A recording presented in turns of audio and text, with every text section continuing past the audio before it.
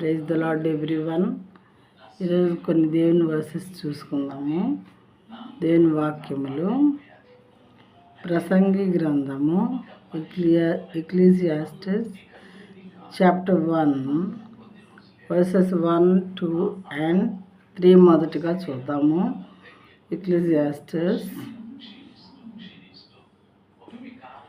The words of the preacher, the son of David, king in Jerusalem.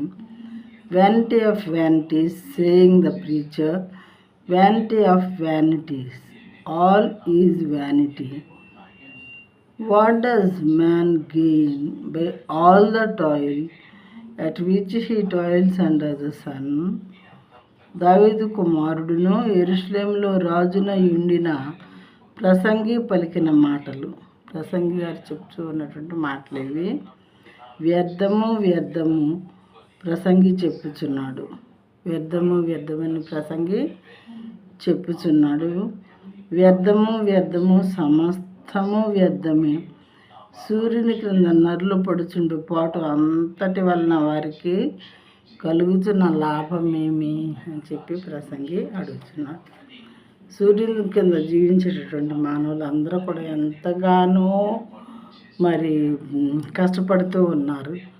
కష్టపడి అనేకమైనటువంటి బాధలు పడి డబ్బు సంపాదించుకోవటం, తినడం, బ్రతకటం ఇలాంటివి చేస్తూ ఉన్నారు. వారు చేసేవన్నీ కూడా వ్యర్థమే అని చెప్పి ప్రసంగి అంటూ ఉన్నాడు. ఎందుకు ఏంటి కొన్ని విషయాలు ఇంకా కొన్ని వర్సెస్ చూసుకుందాం ఇందులో నుండి.